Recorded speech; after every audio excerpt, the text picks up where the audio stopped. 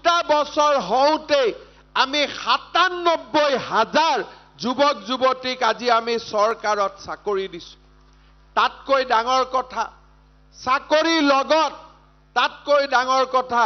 যে এই চৰকাৰী চাকৰি পাবলৈ এতিয়াও কোনেও আৰু মাটি বিক্ৰী কৰিব নালাগে কোনেও এটকাও ঘোষ ল'ব নালাগে চৰকাৰী চাকৰিৰ পৰা আমি দুৰ্নীতি সম্পূৰ্ণ আজি আমি নোহোৱা কৰিছো 97,000 চাকৰি হৈ গল আৰু 3,000 চাকৰি দিলেই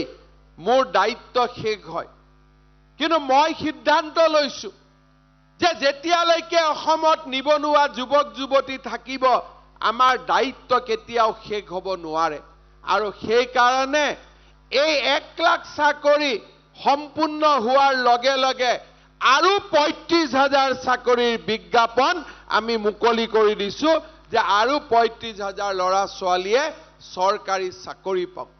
আজি যেতিয়া মই কৰবাত যাওঁ ল'ৰা ছোৱালীবিলাকে মোক সোধে দাদা পুলিচৰ দৌৰ কেতিয়া হ'ব তেতিয়া মই কওঁ জুলাই মাহত হ'ব অৰ্থাৎ ল'ৰাবিলাকে আজি ছোৱালীবিলাক আজি আশাত তেওঁলোক এটা আশাৰ অসম দেখিবলৈ পাইছে গধূলি আড্ডা মাৰিব নালাগে আগতে ল'ৰা ছোৱালীবিলাকে বজাৰত ৰাতি গধূলি আড্ডা মাৰিছিল এতিয়া ৰাতিপুৱা ফিল্ডত গৈ দৌৰে কাৰণ পুলিচৰ কাৰণে নিজক সাজু কৰিব লাগে অসমখনৰ পৰিৱৰ্তন আপোনালোকে দেখা পাইছে যেতিয়া আমি আমাৰ ৰাজ্যত অৰুণোদয় আঁচনি আৰম্ভ কৰিছিলো তেতিয়া মানুহে কৈছিল যে এইবিলাক ইলেকশ্যনৰ আগত ভেলকি দি আছে ইলেকশ্যনৰ পিছত আঁচনি শেষ হৈ যাব 18 লাখ মানুহে দি আমি অৰুণোদয় আৰম্ভ কৰিছিলো ইলেকশ্যন শেষ হল বিৰোধীৰ মতে আঁচনি বন্ধ হৈ যাব লাগিছিল আঁচনিটো বন্ধ নহলেই 18 লাখৰ জাগাত আজি 27 লাখ পৰিয়ালে অৰুণোদয় আঁচনি লাভ কৰিছে বঙাইগাঁও জিলাত 56,000 পৰিয়ালে আজি অৰুণোদয় আঁচনি লাভ কৰিছে এতিয়া আমি সিদ্ধান্ত লৈছো যে এই বছৰ আৰু 3 লাখ ব্যক্তিলৈকে আমি অৰুণোদয় আঁচনি আগবঢ়াম মই কেতিয়া কৰিব পাৰো মই নাজানো কিন্তু মোৰ মনত এটা ইচ্ছা আছে লাহে লাহে আমি আগবাঢ়ি গৈ থাকিম বহুত মহিলাই কয় দাদা অৰুণোদয় পোৱা নাই যেতিয়া মই খুধু ৰেশন কাৰ্ড আছে নাই বোলে ৰেশন কাৰ্ড আছে অৰুণোদয় আছে নাই অৰুণোদয় নাই এতিয়া আমি লাহে লাহে কলৈকে গৈ আছো যে যিমান পৰিয়ালৰ ঘৰত ৰেশন কাৰ্ড থাকিব সকলোৱে ৰেশন কাৰ্ডৰ নামতে অৰুণোদয় লগে লগে পাব এই ৰাস্তাত আমি আগুৱাই গৈছো এবছৰ লাগিব 2 বছৰ লাগিব 3 বছৰ লাগিব মই ক'ব নোৱাৰো কিন্তু এই ৰাস্তা দি আমি আগুৱাই গৈছো যে এটা পৰিয়ালত এখন ৰেশন কাৰ্ড থাকিব ৰেশন কাৰ্ড থাকা মানে আমি বিনামূল্যৰ চাউল পালো যদি ৰেশন কাৰ্ড আছে তাত উজলা গেছো থাকিব তাৰ মানে বজাৰতকৈ 300 টকা কম দামত আমি গেছৰ সিলিন্ডাৰ পালো আৰু যদি ৰেশন কাৰ্ড আছে চাউল পালো গেছ পালো লগত আমি প্ৰধানমন্ত্ৰীৰ আয়ুষ্মান ভাৰত মুখ্যমন্ত্ৰীৰ আয়ুষ্মান অসম 5 লাখ টকা বছৰি বিনামূলীয়া চিকিৎসাও পালো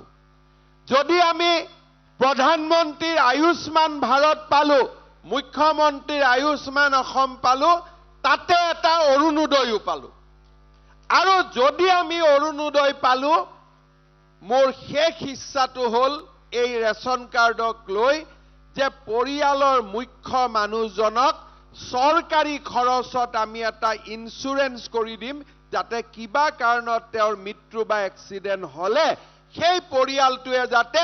ইন্সুৰেন্স কোম্পানীৰ পৰা ইন্সুৰেন্স পাব পাৰে প্ৰিমিয়াম ৰাইজে দিব নালাগে প্ৰিমিয়াম চৰকাৰে দিব অৰ্থাৎ এখন ৰেশন কাৰ্ডত চাউল পালো গেছ পালো গেছৰ লগত ইন্সুৰেন্স পালো ইন্সুৰেন্সৰ লগত আয়ুষ্মান পালো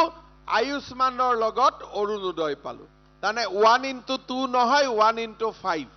অৰ্থাৎ এই ধৰণে আমি চৰকাৰী আঁচনি সজাই পৰাই তুলিব খুজিছো। এই 2 বছৰৰ ভিতৰত 97,000 ল'ৰা ছোৱালীয়ে চাকৰি পালে, 27 লাখ পৰিয়ালে অৰুণোদয় আঁচনি পালে,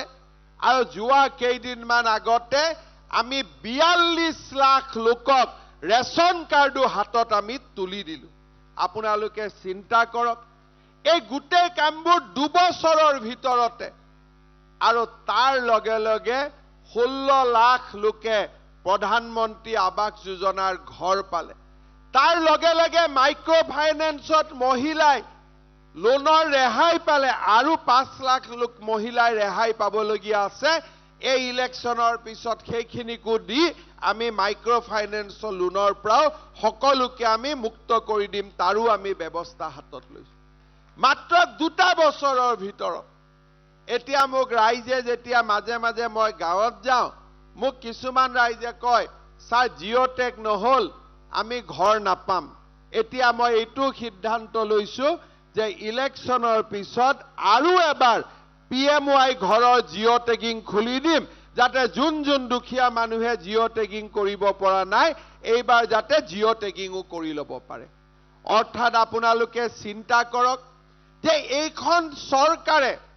এফালে বিকাশৰ গংগা, এফালে সামাজিক ব্যাধিসমূহৰ বিৰুদ্ধে নিৰন্তৰ যুঁজ, আৰু তাৰ লগে লগে সামাজিক ন্যায়, গৰীব কল্যাণ, দৰিদ্ৰ সমাজৰ উত্থানৰ বাবে নিৰন্তৰ কাম। মাত্ৰ 2 বছৰৰ ভিতৰত, এই 2 বছৰৰ ভিতৰত আমি মুখ্যমন্ত্ৰীৰ আত্মনিৰ্ভৰ অসম এখন নতুন আঁচনি আনিছিলো, য'ত যুৱক যুৱতীসকলে ঋণ ল'ব পাৰে, বেংকক টকা ঘূৰাই দিব নালাগে, চৰকাৰে ৰাজ সাহায্য